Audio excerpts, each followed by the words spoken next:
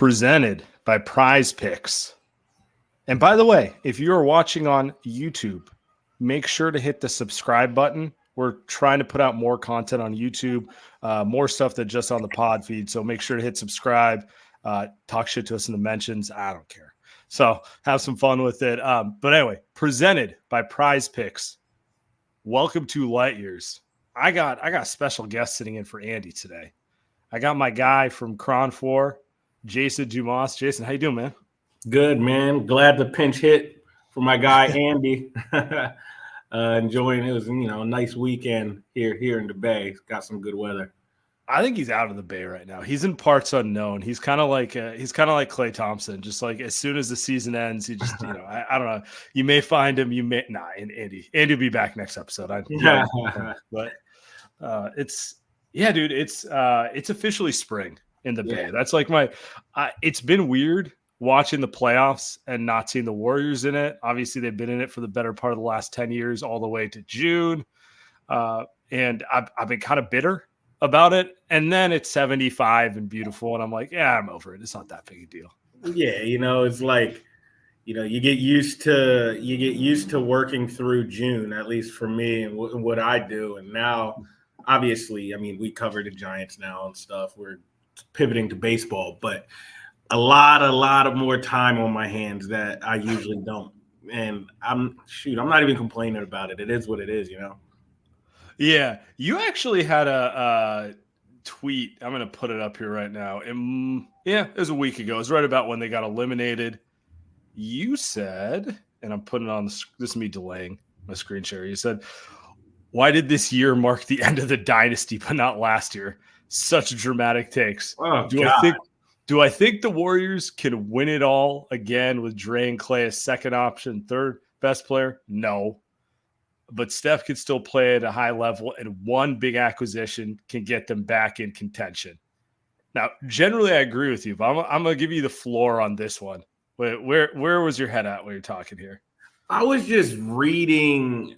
I was reading all the headlines. I was seeing all the viral clips on social media from, the Embrace debate shows, which are generally stupid anyway. But, it's just like, oh, the Warriors, the dynasty is over. It's like, there was really no difference at the end of this year from the end of last year. It's kind of more or less the same thing. Warriors had a better record this year. Their team this year was better than last year, honestly. What does that get you? Not much, but I just, like this team can retool and try to figure something out and get back in the mix, because really this past season is Denver and Minnesota and then everyone else, in my opinion, at least in the Western Conference. Yes, the Warriors missed the playoffs, but the Warriors more or less in the same tier as the Dallases, the Clippers, Suns. Yeah. Suns. It was just a numbers game, really. So if the Warriors had made a playoff series and then gone 7 with the Clippers or something, would the dynasty be over then? Is it just because this arbitrary notion because they lost a 1-game playoff to Sacramento, all of a sudden the dynasty is over? Hey, I don't see it that way. I think, like I said in that tweet, they get a big acquisition, which obviously is a little easier said than done. These moves that you have to make aren't easy necessarily. It's not easy in general contending for championships. That's hard. But I didn't get all the doom and gloom, and I guess it made for good radio and talk show. I'm with you. I guess my question, because I think everyone's aligned. You add another impact player next to Steph, and then you see where you're really at. Because to your point, they were in 3 games out of the 5 seed. There's not really that much separation between 5 and 10. Little health luck, couple breaks here or there. And when you look at all those teams in the West, it's hit people. Yeah, for sure. Yeah, all that sort of stuff, and it's and you look at all the teams ahead of them, it's all right, Dallas has 2 stars. They got Luka and Kyrie. Phoenix obviously has 3 stars. Lakers have 2 superstars. Pelicans have 2. Like, we can go down the list here, and then you look at the Warriors, and the only thing I really took from the season was like the days of Klay being a star are over. Like, anyone who wanted to pretend that was still a thing, like the book is shut on that chapter of his career, which is fine. It happens. The guy's like, what? He's like 30, 34 years 34 old? with 2 surgically repaired legs. Like, he's honestly like probably more like 36, 37 when we factor that stuff in, right? Right. 100%. What I wanted to ask you, though, because this is where everyone's opinion differs. How big of an acquisition are we talking? Because some people can talk themselves into, all right, you had like a fringe all-star like what Jordan Poole was, and they're back, you know? And other people are like, unless they get Giannis, it's fucking over, you know? So it's like, and my honest feeling is probably somewhere in between. But like, give me kind of like the caliber of player who would turn your head to be like, okay, I don't know if they're going to be better than Denver or Minnesota, but they're officially back in the mix, and let's see what happens. I think it's a player who has to be like pretty much the best on the team. Like him or Steph, obviously. Like, okay. Yeah, like someone like Paul George. You know what I mean? Like, okay. They need a bona fide guy who can go out and score 30 whenever he wants, kind of. So, and like I said, it's easier said than done. Like, I'm not just expecting Mike Dunleavy to snap his fingers and boom, he has some superstar in the building. Sure. So it's tough. And but I mean, that's why he gets paid big bucks. That's why he has the job he has now. It's a hard job, it's a coveted job. So you're going to have high expectations, especially with this franchise that has had so much recent success over the last decade or so. So, you know, I think is a high caliber player who could be a 1A, 1B type thing and with Steph. And I think that's a guy like Paul George. I know Paul George, he's getting up there in age, and I know he has his injury history, but he had a great game today, though. Oh man, he looked so good. So like you need something like that, man. Like, you look at all these teams, every team in the NBA that is contending status has 2 stars. Yeah. You got Denver, obviously, you got Jokic and Jamal Murray. Jamal Murray is probably, in my opinion, like the most underrated player in basketball, just based off like he doesn't make all-star games and stuff like that. Yeah. But he's good. He's really good. Nobody ever doubts that. Obviously, you got the Celtics with Tatum and Brown, and now you got Minnesota with Karl Anthony Towns and then you also have like one of the best defensive players in the league with Rudy Gobert. You need more firepower than Steph, Klay, and Klay. Huh? Jaden McDaniels looks better than Gobert. He's really, really good too. So it's just like you need another guy. You need another guy. You're not going to win high level games with Klay as your second best player, which he pretty much was this year. No, like, I mean, I guess Draymond. He was the second option on offense. Like, second option on offense. You're not going to win games like that. Defense, Draymond obviously was a difference maker. You know, conceivably, you think Wiggins would fall into that role, but he fell off a cliff this year. He had his worst year. He had his worst year on the court, and he's unreliable. So it's like, I also like anyone who's holding on to that hope. Like, it's just not who he is. No, he's like best when he's a third, fourth option where he can float, and then randomly you're like, oh shit, what did Wiggins just do? You know, it's just who he is. It's right. That year, 21 was an anomaly. Yeah, we've watched him for a decade in the NBA. Right. He's always been kind of this guy. If he's your first or second option, you kind of suck. And if he's your third, fourth option, where like the only thing you ask him is to defend, and then whatever he does offensively, like that's cool. You know, you're gonna get a lot of like 10-point nights, and then randomly get 25, that type of thing. So it's kind of who he is. Would you have? So you mentioned Paul George, like that's the level in my mind. It's basically it's got to be someone who would make an all-star team without Steph setting screens for them. Like that's the level of player I want. Someone who like in a construct outside of the Warriors is an all-star, not someone who they like smoke and mirrors to all-star. Would you have done Pascal Siakam? Because the Pacers just finished. We're obviously recording this Sunday, kind of before the Wolves game or during the beginning of it. And we know that was on the table. We know that was discussed. We'll put it that way. Like, would you have? Is he good? Would he have been good enough for you? Yeah. I mean, obviously, I don't think he's as good as Paul George, but he moves the needle for sure. And I'm at the point where you just need to do something. Like, yes. the last 2 years is something has got to give.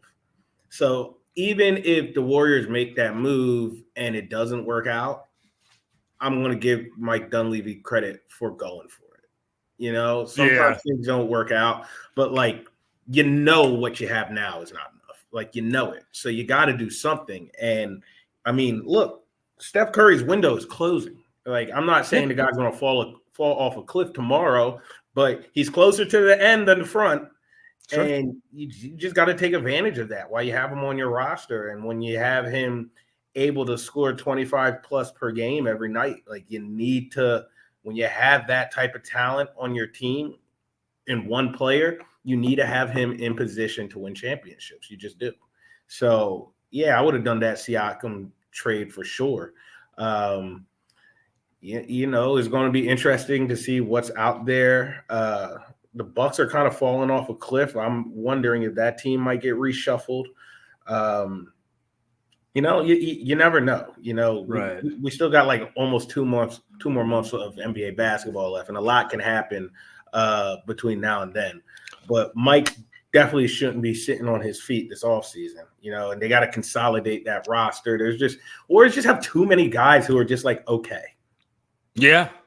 Yeah, that's kind of where they're at. It's like, it's nice to have 12 playable guys, but also it's like you only have one like true guy, you know? Everyone else is just kind of like, pick your flavor. Do you want GP2's defense, or do you want Pods' passing, or do you want Chris Paul's professionalism? And sure. It's like Klay shooting, whatever. Yeah, none of them like are really moving the needle all that much. No, none of them are dynamic enough. So it's like they got to figure that out going into the offseason. I don't want to say I'm optimistic about their direction, but it's like they just made us watch 164 2 seasons of this. 2 seasons. The last 2 years have been like the most boring team to cover. I mean, you got the Draymond stuff, which is like kind of juicy, but that's also like kind of annoying covering that type of stuff. It's like doom and gloom type stuff, and like then you start finding yourself like having to like report on a man's like personality and like who he is as a person. That's not really like that's not what I want to do. No, I'm not a psychiatrist, but they've just been painfully boring because they're just in the middle. Like, I would rather them just flattened out and going rock bottom. At least it would have been more interesting to cover than just, oh yeah, they're going to win 3 in a row, then they're going to lose 2, then they're going to win another 4, then they're going to lose 3. For the last 2 years, that's what it's been like. And we can get to this. Actually, let me do something real quick, and then we'll get to it on the other side. There you go there. PrizePicks is America's #1 fantasy sports app with more than 3 million members. It's the easiest and most exciting way to get in on the action while you watch your favorite sports and players. You just pick more or less on 2 or more player stats and watch the winnings roll in. You can now win up to 100x your money on PrizePicks with as little as 4 correct picks. You can turn $10 into $1,000 with NBA or NHL playoffs on PrizePicks, America's #1 fantasy sports app. PrizePicks is really simple to play. I can make my picks, submit my entries, and in less than 60 seconds, boom.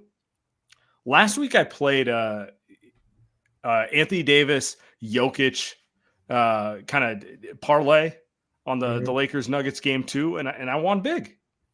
PrizePicks great, honestly, for me, because I have no rooting interest left in the playoffs. Warriors are out.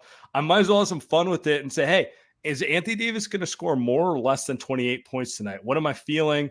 All right, let's parlay that with is Jokic going to get 8 assists more or less? Boom. Now I got something to watch other than hating on the Lakers. So, that's where we're at right now.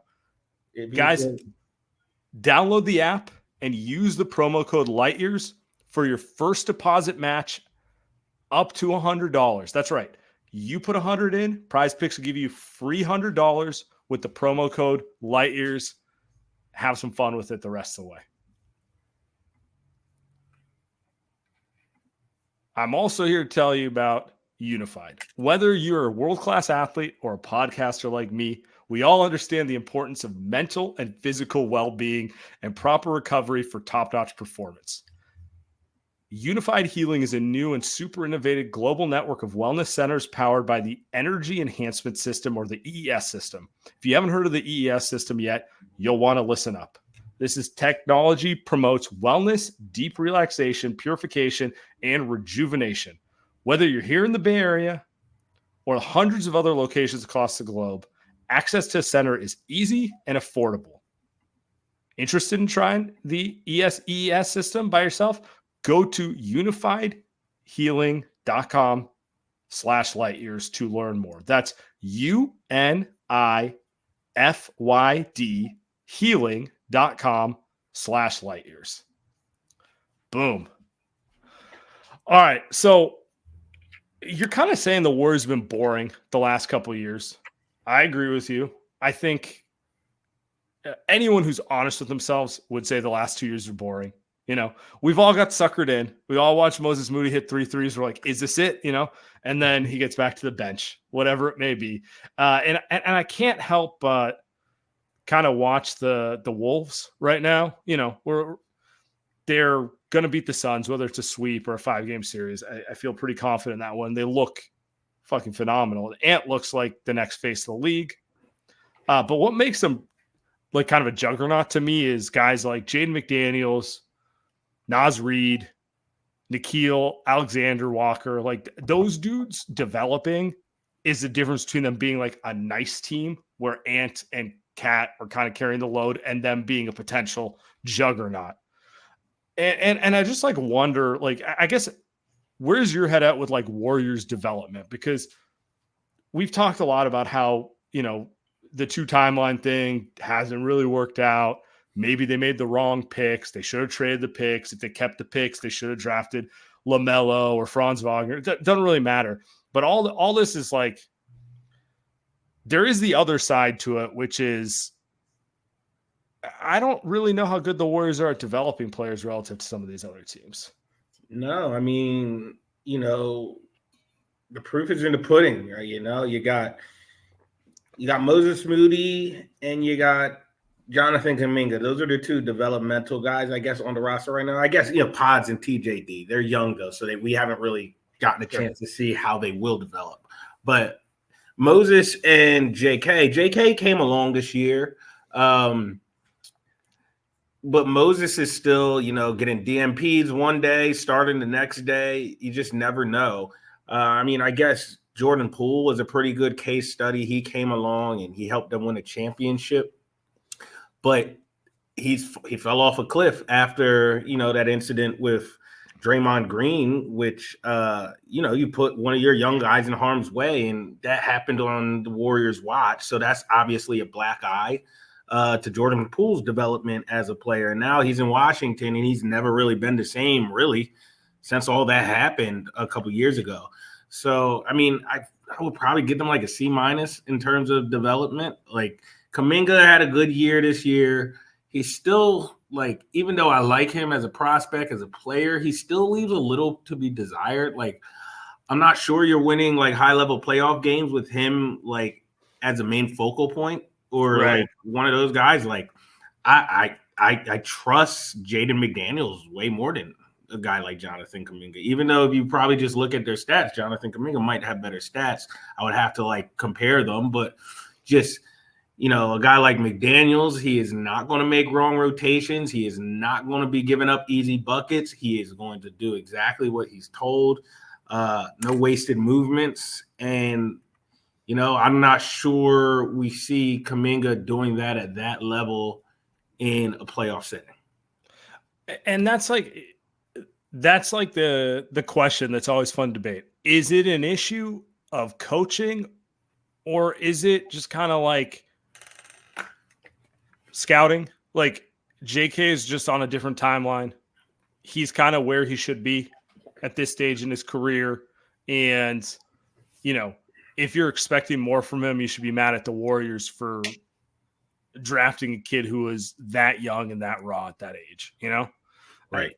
I don't know where I come out on it. Like, my honest answer is it's probably a little bit of both. I would, drafting the Ross player in the draft when you have like Steph in a win now window, probably a bad decision. But at the same time, I haven't been particularly impressed with the Warriors' ability to develop guys either. It feels like a lot of kind of like ringing guys around the whole thing. So I don't know. We're talking about Anthony Edwards. A lot of this stuff is luck too. Like the Warriors had an awful record. The pool balls didn't bounce their way, and they end up with James Wiseman instead of a guy like Anthony Edwards. And we're having a completely different conversation. Obviously, there's probably no more Klay Thompson here if they have Anthony Edwards right now, and it's just it looks like they hit on their picks this past season with Pods and TJD. Both of them were very, very good value picks from where they drafted. And they both look like guys who can be rotational NBA players for the next decade.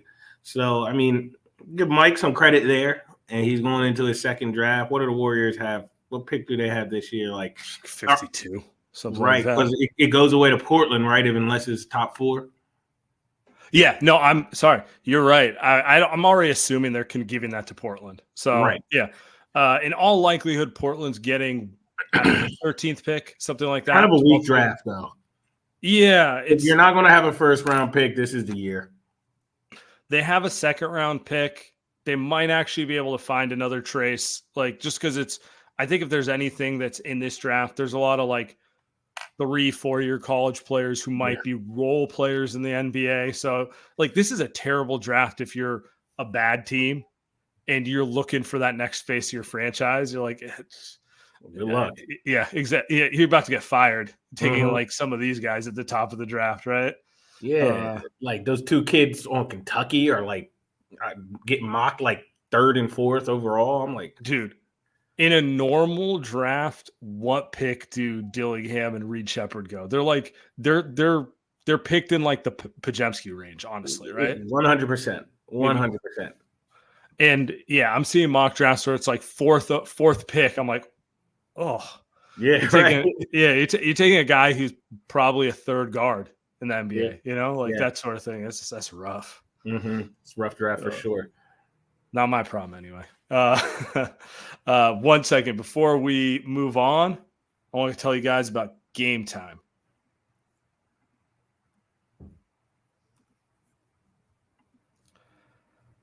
You shouldn't have to worry about when you buy tickets for your next big event. Game Time is fast and easy to buy tickets to all sports, music, comedy, and theater events. Earlier this year, I wanted to see Ant Edwards in person. I wanted to see if the hype lived up to it. And so I got tickets and I got great tickets and I was super excited. And I get to my seat and I see Draymond choking out Rudy Gobert. So that was kind of a weird game to go to, but I waited till the last minute and I found a great deal on Game Time. And I wasn't pretty upset. It was also kind of Pajemski's coming out party that way. Game Time is the only ticketing app that gives you complete peace of mind with your purchase. See the view from your seat before you buy it so you know exactly what to expect before you arrive. All right, guys, take the guesswork out of buying tickets with Game Time. Download the Game Time app, create an account, use the promo code LIGHTYEARS for $20 off your first purchase. That's right. Download the app, create an account, promo code LIGHTYEARS, free tickets. Honestly, $20 will get you 2 tickets to a Giants game. So literally download the app, use the promo code, go to a Giants game for free. All right. Before we get out of here, I guess who did you have winning the championship before the playoffs started? The Nuggets. Are you in any way deviating from that perspective right now? Like we're No, basically game 4 of every series. It's pretty early on. no, but Minnesota has pleasantly surprised me. They look dominant. Yeah. And it looks like we can get a Minnesota Denver 7-game series. So like honestly, after watching the first 4 games of the first round, if Minnesota makes a run to the NBA finals, I wouldn't be shocked.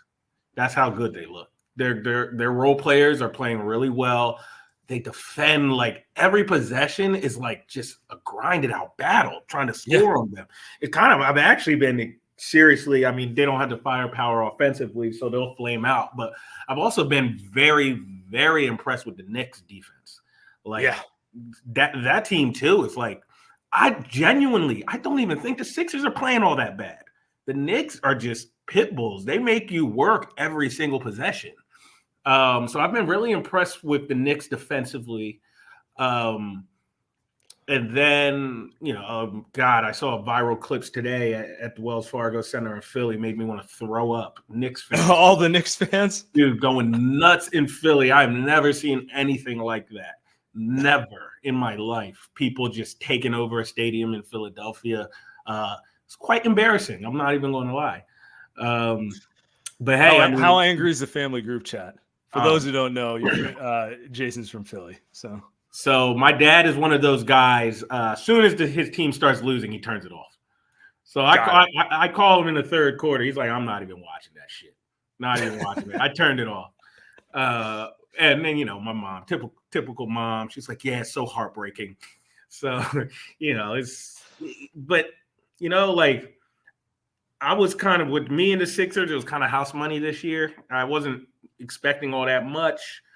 Then when Embiid came back with like 8 games left and they won like 8 in a row and they look good, I was like, they don't have any pressure on them. They're a 7 seed. Embiid's back. When he was healthy, they were like that good. Yeah. I'm thinking, I'm like, oh, they might make a run. And man, they just ran into a team. The Knicks just like play harder than them and clearly like want it more. It sounds cliche, but that's what pops out to me, That's kind of, I feel like that's what Steve wanted his team to be when he plays all these little guys, like little pit bulls jumping. And it's like, yeah, but the difference is they're all like 25. Mm-hmm. Your guys are 39. You got Chris Paul. You're asking Chris Paul to be Deuce McBride, and it's just not going to happen, man. It's not going to happen. They are. It's fun.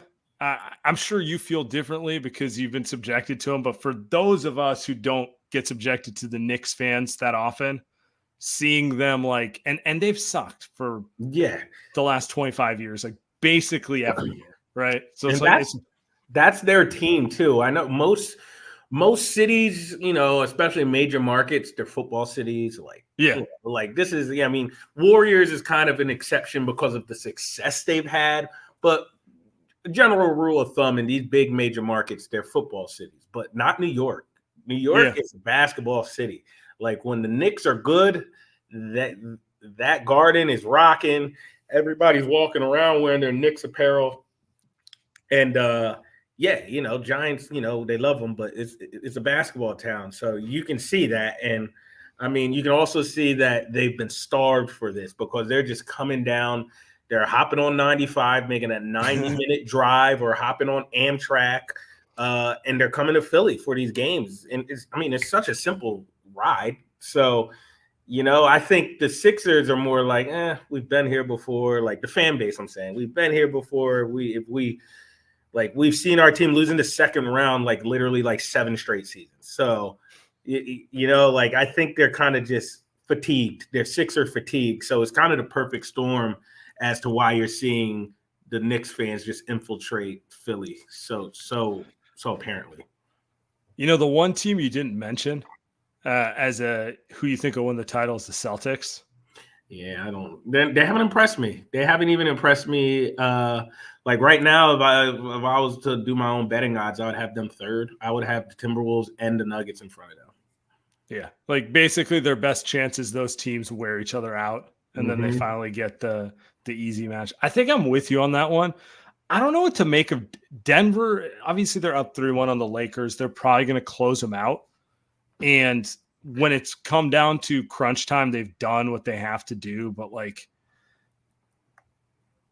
Jokic looks amazing.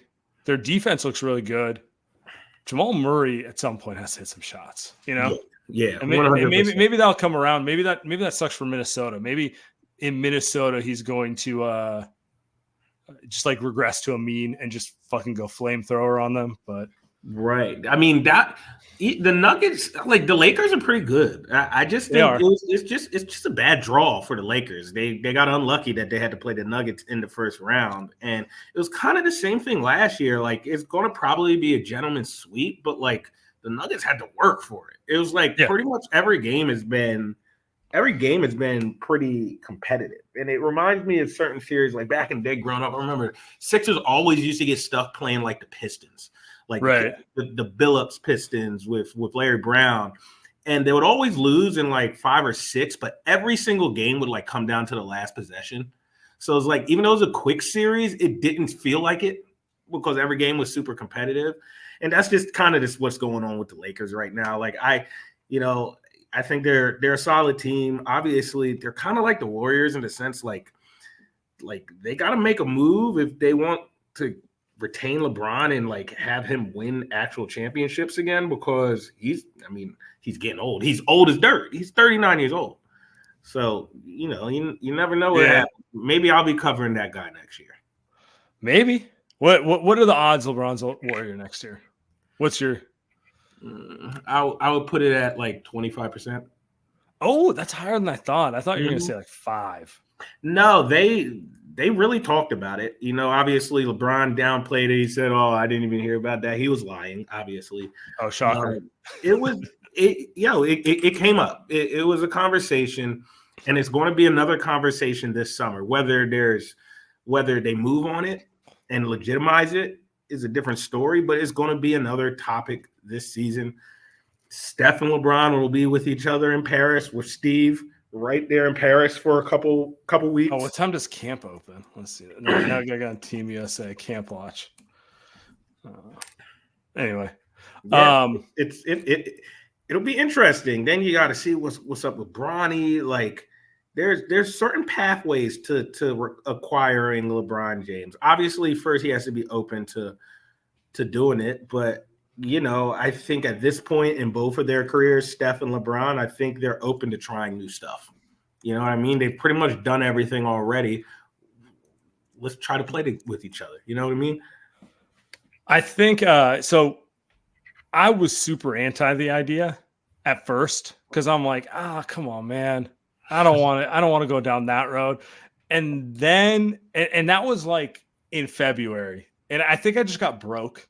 I'm like, man, I'd rather watch that go up in flames because it didn't work than them run this back one more time. You know what I'm saying? Like, 100%. So I was like, if they can get him, do it. Like, I'm over, because like in my head, I was like, what if they get someone else and Steph wins number 5 and that could be a whole thing. And then, reality comes to, I'm like, I don't really care. I can't watch another season of whatever the fuck this was. So. No, it was just, again, like I said, the season was so boring.